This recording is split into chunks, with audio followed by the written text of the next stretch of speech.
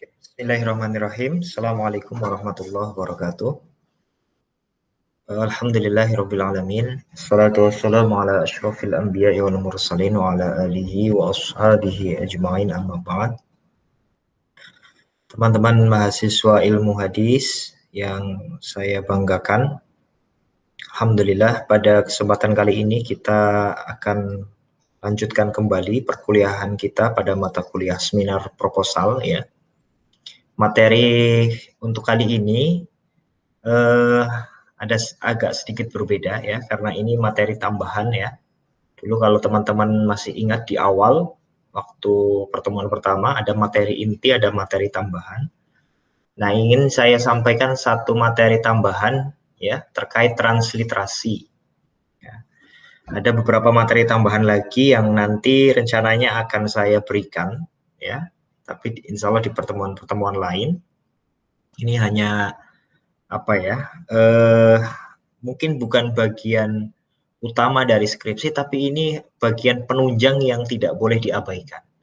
Karena seringkali saya menjumpai skripsi ya teman-teman sekalian di prodi ilmu hadis yang dia mencantumkan di bagian awal terkait pedoman transliterasi.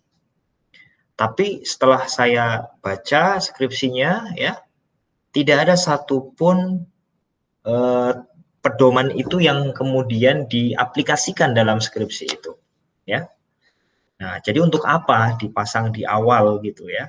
Apakah hanya untuk pajangan? Kan tidak mungkin. Pedoman transliterasi yang pasti ada di setiap karya ilmiah ya, terutama skripsi, tesis atau disertasi, itu ya untuk dipedomani, untuk kemudian diaplikasikan. Nah, saya kurang tahu kenapa kok banyak mahasiswa yang tidak mengaplikasikan pedoman transliterasi itu ya. Apa karena lupa atau karena mungkin malas, karena memang agak harus sabar ya membuat transliterasi dalam skripsi kita. Tapi dalam kesempatan kali ini saya ingin memberikan informasi, memberikan wawasan tambahan yang mudah-mudahan nanti bisa membantu teman-teman untuk lebih mudah membuat transliterasi ya, untuk membuat tulisan yang bertransliterasi ya. Ya, mudah-mudahan nanti bisa membantu. Bismillahirrahmanirrahim, saya mulai ya. Saya ambil definisi transliterasi yang disepakati oleh Kamus Besar Bahasa Indonesia. Saya ambil definisi ini karena definisi ini yang ya sederhana. Banyak definisi yang disampaikan oleh para penulis misalkan ya, juga dalam pengertian bahasa Inggrisnya apa ya, tapi saya cukup ambil ini saja ya, karena kita tidak sedang ingin berteori tentang apa itu transliterasi, tapi bagaimana nanti menerapkan transliterasi itu ke dalam karya ilmiah kita. Kalau dalam KBBI, teman-teman sekalian, transliterasi itu diartikan sebagai penyalinan dengan penggantian huruf abjad satu ke abjad yang lain ya. Jadi transliterasi itu secara umum itu artinya adalah menyalin ya satu huruf dalam bahasa tertentu ke huruf yang lain dalam bahasa yang lain. Misalkan teman-teman tahu aksara Jawa ya, tulisan-tulisan Jawa kan pakai simbol-simbol. Nah, itu kalau dibaca dalam bahasa Indonesia itu bagaimana? Nah, itu perlu ditransliterasi. Nah, penggantian dari satu bahasa ke bahasa lain itu disebut proses transliterasi. Nah, dalam bahasa kita, dalam karya ilmiah kita, skripsi, ya, tesis maupun disertasi, transliterasi itu biasanya konteksnya adalah mengganti ya pengucapan atau penulisan ya dalam satu bahasa, dalam hal ini adalah bahasa Arab biasanya, ke dalam bahasa Indonesia ya. Bagaimana sih misalkan menulis Ahmad ya dalam bahasa dalam bahasa Indonesia ya, itu kan Ahmad, atau menulis judul kitab Sahih Al-Bukhari ya, itu gimana ya penulisan yang tepat kalau ditransliterasikan ke dalam bahasa Indonesia ya. Atau judul kitab yang lain, Fathul Bari, ya. Bagaimana cara menulis fa, bagaimana cara menulis ta, bagaimana cara menulis ha, ya. Nah, itu ada caranya agar tepat begitu. Tidak hanya sekedar huruf F, A, T, H saja, tapi ada simbol-simbol tertentu yang itu mengindikasikan bahwa ini loh perubahan kalau dalam satu bahasa, dalam hal ini bahasa Arab ke dalam bahasa Indonesia, gitu ya. Nah, makanya lebih jelasnya begini. Nah, ini pedoman transliterasi yang biasa digunakan oleh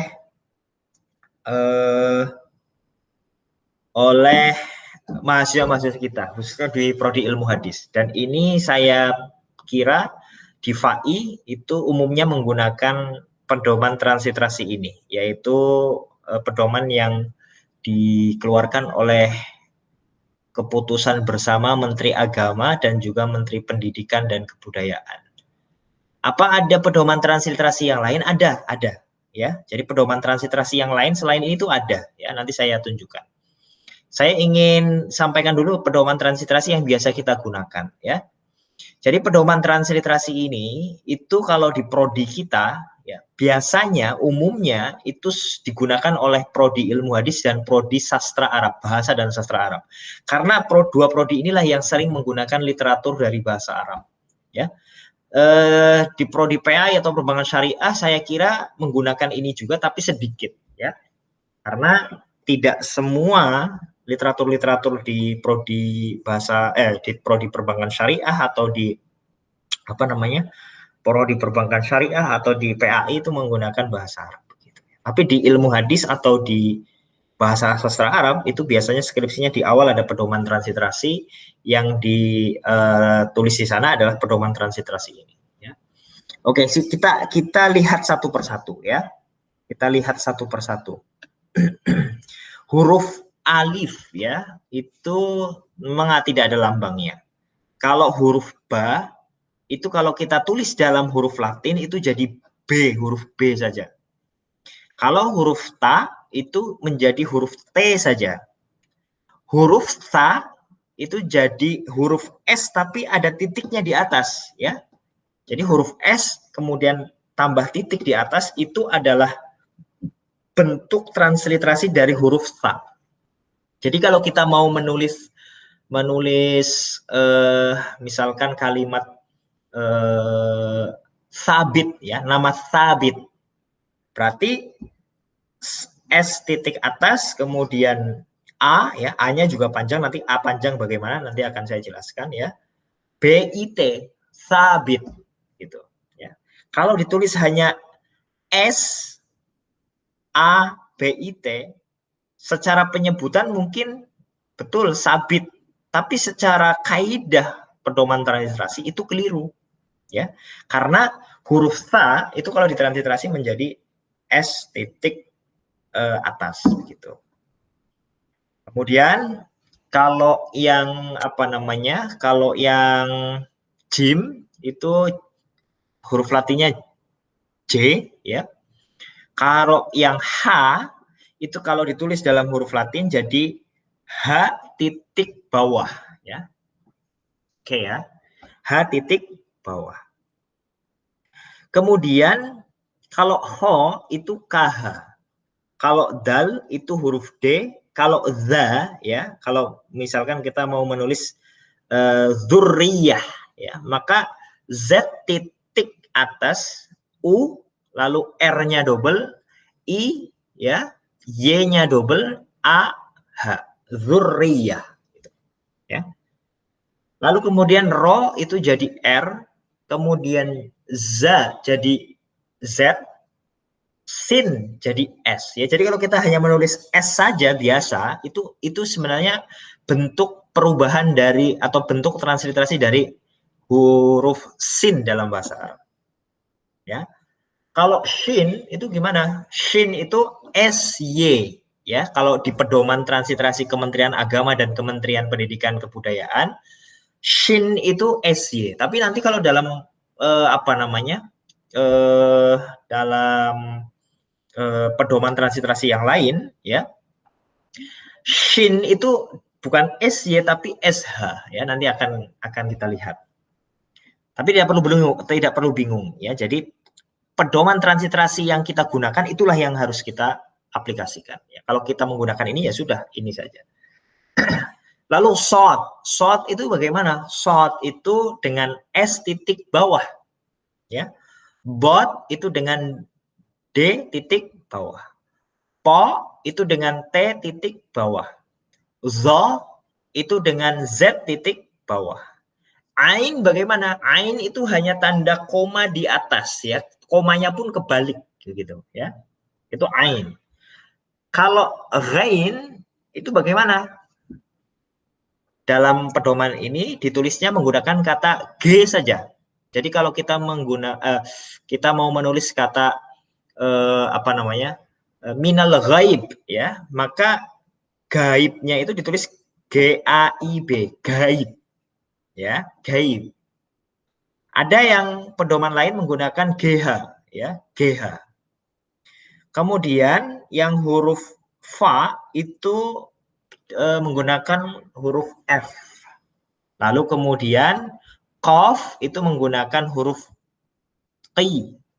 Lalu kaf menggunakan huruf K dan lam menggunakan huruf L. Ya. Oke. Selanjutnya mim itu menggunakan huruf M, nun menggunakan huruf N, waw menggunakan huruf W, H. Beda ya, kalau yang tadi H itu ada H titik bawah, kalau H itu hanya huruf H saja. Hamzah bagaimana? Hamzah pakai apostrof ya, pakai apostrof titik atas. Nah, kalau ya itu pakai Y. Nah, itu pedoman transliterasi yang biasa kita gunakan. Nah, ini yang ingin saya tunjukkan, ada pedoman transliterasi lain ya. Ini pedoman yang biasa digunakan di dunia internasional ya. Namanya IJMES Transliteration System for Arabic, Persian, and Turkish ya. Jadi ini transliterasi untuk Arab ya, Arab ke Latin, Persia ke huruf Latin, Turki ke huruf Latin ya. Nah, ini tandanya ya, kalau yang A ini A ke bawah ini Arab semua, Arabic ya. Ini. P itu artinya Persian. Ini Persia. Kalau kita mau nulis pakai bahasa Persia, transliterasinya menggunakan ini. Ya. Jelas ya. OT itu artinya Ottoman Turkish ya. Oke. Ini kalau MT itu Modern Turkish ya. Nih. Oke. Nah, contohnya di sini misalkan kita mau Arab ke huruf Latin misalkan. Kalau huruf ba jadi ba ya, sa ya, coba ingat ya. Sa tadi kalau di pedoman transliterasi yang awal yang biasa kita gunakan itu pakai huruf S titik atas. Tapi kalau di sini pakai TH ya, TH gitu. Kemudian yang beda lagi di sini misalkan za ya. Za, mau menulis zuriyah itu kalau tadi pakai pedoman transliterasi yang di awal itu kalau tidak salah tadi apa ya? Z titik atas ya. Z titik atas. Tapi kalau di sini pakai DH ya. Kemudian shin ya, seperti yang saya jelaskan tadi. Shin di sini pakai SH bukan SY. Ya. Ghain itu di sana tadi di awal pakai huruf G saja. Kalau di sini pakai GH ya. Nah, ada perbedaan sedikit. Nah, tapi biasa yang kita gunakan adalah yang tadi yang di awal. Nah, sekarang bagaimana menuliskan dalam Word, dalam Microsoft Word itu gimana? Ya, oke, saya beranjak ke sini dulu. Mana? Oke.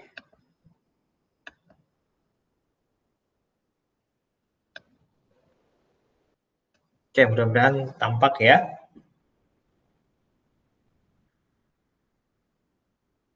Kemana? Oke, nih. Bagaimana caranya menulis tadi ya? Kita menggunakan simbol. Simbol itu ada di insert di sini ya. Lalu kemudian simbol ya, more simbol ini ya.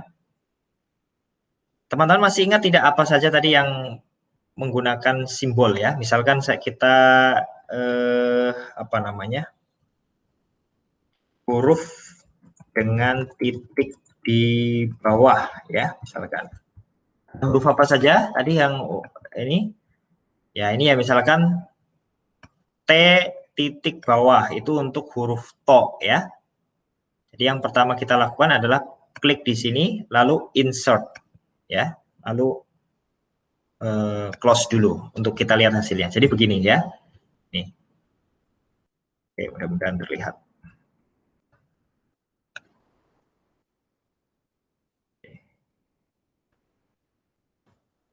Oke, begini ya. Huruf dengan titik di bawah.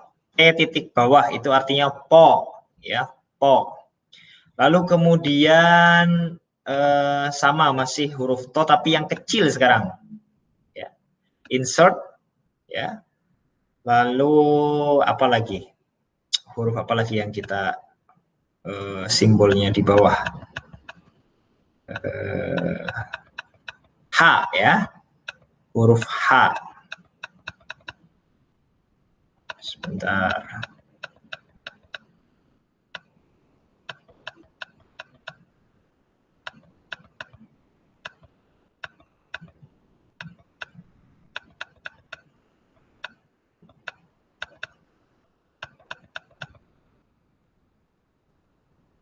Huruf H ya. Sorry. H terus short ya. Nah ini saya sudah otomatis karena nggak perlu buka tadi karena ini saya setting. Terus dot ya misalkan. Terus apa lagi? Sudah ya, saya kira sudah.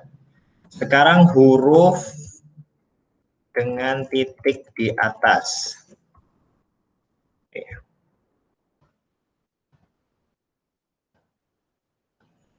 Apa? A ya. A, lalu A kecil, lalu apa lagi? S, S kecil, S besar, lalu kemudian apa lagi? U ya, U panjang, U panjang, U kecil, I,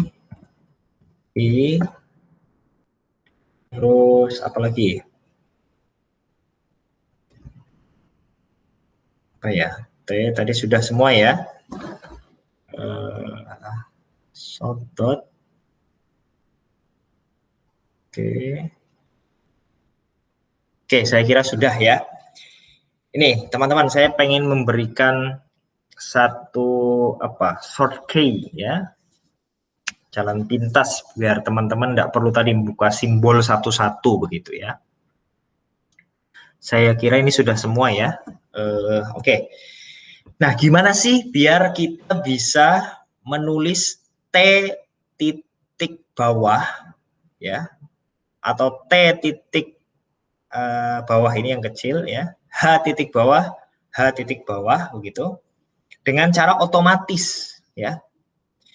Caranya begini teman-teman, kita nggak perlu buka-buka dari awal begini, masuk satu-satu nyari ya, itu nggak perlu seperti itu ya. Tapi cukup kita hanya di awal memang agak repot membuat rumusnya dulu ya. Caranya bagaimana membuat rumusnya? Jadi pertama insert, lalu simbol ya, lalu more simbol, lalu misalkan tadi ya T oke. Kalau di sini ya, T titik bawah. Maka setelah T-nya ini kursornya kita arahkan ke T titik bawah yang besar, lalu kita klik di sini shortcut key ya. Klik saja ya. Lalu kemudian ketik saja apa namanya, rumusnya shift alt ya, lalu angka, kalau huruf apa namanya, kalau huruf T-nya di bawah kita gunakan angka 2, shift alt 2 ya, katakanlah seperti itu, lalu kemudian T. Oke, bentar.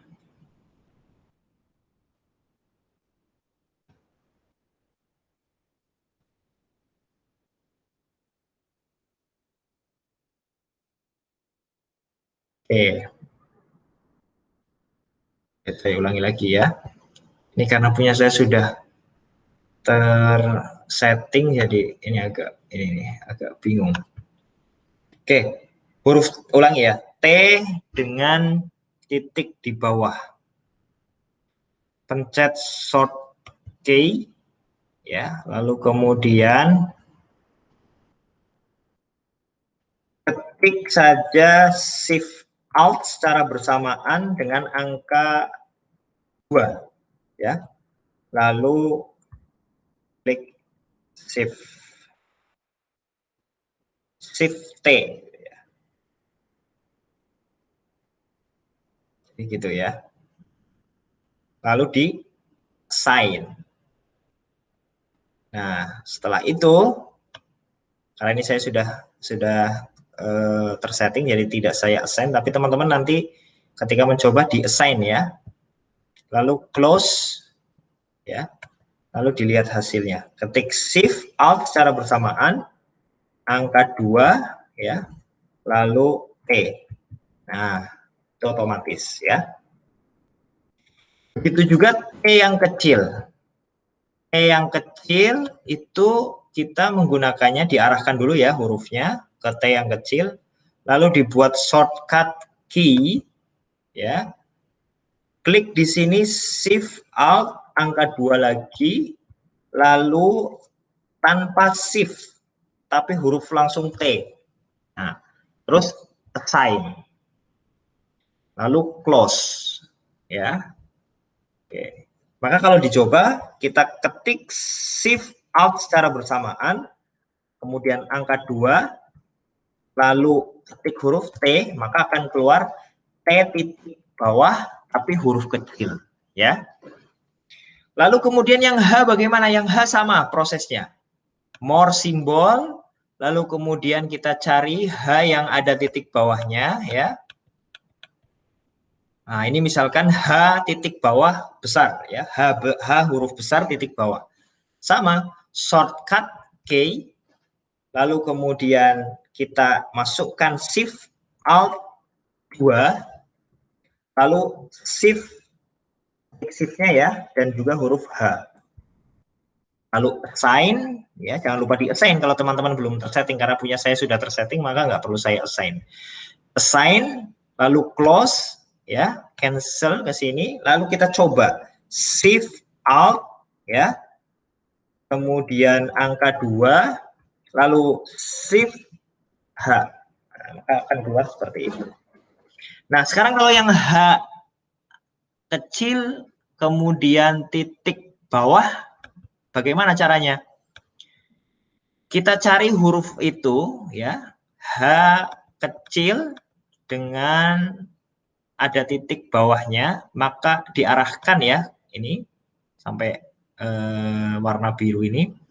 Lalu ketik shortcut key, masukkan shift alt 2, lalu kemudian apa namanya, huruf H saja ya, lalu assign, close ya, cancel, lalu kemudian kita coba shift alt 2 huruf H. Nah, seperti itu ya. Huruf S besar bagaimana? Sama prosesnya. S besar, lalu kita cari ya S yang ada apa namanya, nah ini S besar titik bawah, lalu kemudian arahkan, lalu shortcut key, shift alt angka 2 ya, masukkan, lalu kemudian shift S, Assign, lalu close ya. Lalu kita coba Shift Alt angka 2 lalu huruf S. Nah, gitu ya. Oke. Jadi sebenarnya kalau teman-teman tadi agak teliti, huruf besar dan huruf kecilnya itu hanya dibedakan dengan ini ya, shift ya, nih. Jadi more simbol ya, lalu kemudian S kecil. Sekarang kita mau mencoba membuat S kecil titik bawah. Oke, arahkan, lalu bikin shortcut key, lalu shift alt angka 2, lalu tulis huruf S kecil. Oke, assign, lalu close ya. Jelas ya di situ ya. Lalu kita coba. Tapi kalau S besar tadi ya, S besar titik bawah, shortcut K, lalu kemudian masukkan Shift Alt 2, tidak hanya S tapi S dan juga Shift ya. Shift dulu baru S ya. Sama kalau kita mau menulis huruf besar dalam Word ya, biasa kan kita pakai Shift dulu baru ketik hurufnya. Nah, itu seperti itu ya, logikanya sama. Oke, assign ya, baru kemudian kita coba. Oke, itu bisa dicoba nanti terus huruf D yang titik bawah. Nah, ini kan tadi bagian yang simbol-simbol dengan apa ya, simbolnya itu di bawah huruf ya. Nah, sekarang kalau kita mau membuat huruf-huruf yang ada simbolnya di atas itu bagaimana? Oke, kita coba. Sama ya. Insert, lalu simbol, lalu more simbol, terus kita cari huruf yang mau kita kasih ininya, rumusnya, shortcutnya ya. Misalkan apa? S besar, ya, S besar tapi titik atas. Nah ini, ya, yang angka biru, S besar titik atas. Shortcut K, ya. Kalau tadi rumusnya adalah Shift Alt angka 2, kalau atas Shift Alt angka 1, ya. Jadi Shift Alt angka 1 itu rumus untuk simbol yang simbolnya ada di atas huruf gitu ya.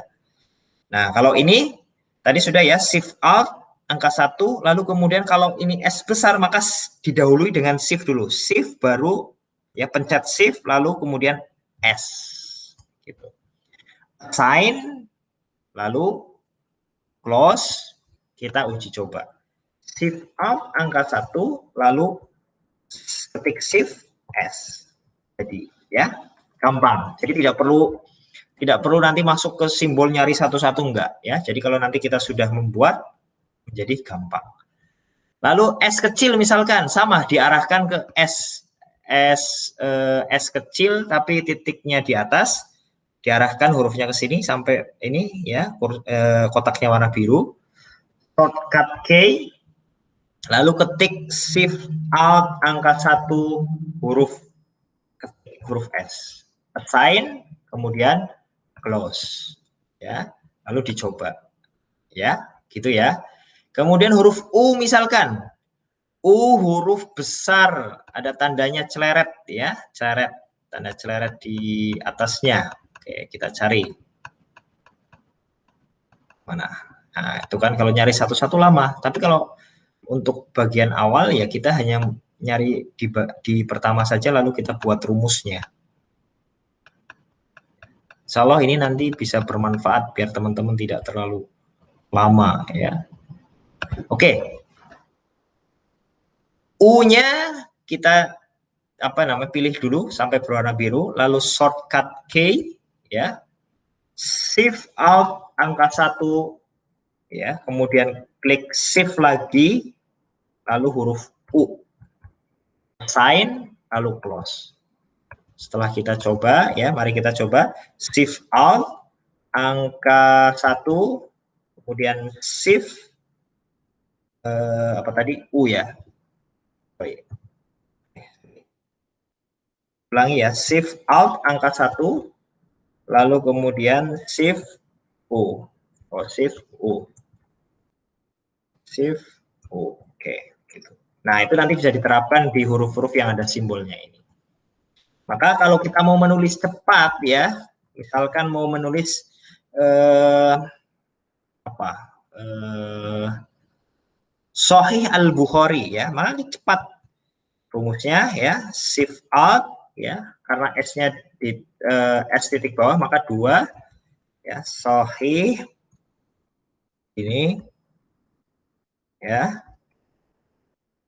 sahih Al-Bukhari. Sorry. Al-Bukhari. Oke, cepat ya. Jadi kita hanya pakai rumus tadi. Terus apa? Fathul Bari, F A T lalu H Al Bari ya. Nah, Fathul Bari. Nah, jadi begitu teman-teman ya. Kalau kita sudah mencantumkan pedoman transliterasi di awal skripsi kita, maka konsekuensinya kita harus mengimplementasikan itu di skripsi kita ya. Nah, biar tidak lama dan jalan pintas istilahnya begitu, kita buat rumusnya dulu, buat shortcutnya dulu ya. Lalu kita praktekkan seperti ini. Maka insya Allah nanti penulisan skripsi teman-teman akan sangat terbantu. Itu. Begitu teman-teman sekalian, nanti kalau ada yang mau ditanyakan bisa disampaikan di grup ya, atau masih ada kesulitan nanti bisa ditanyakan lagi ya dalam pertemuan selanjutnya. Kita cukupkan dengan baca hamdalah, alhamdulillahirabbil alamin. Assalamualaikum warahmatullahi wabarakatuh.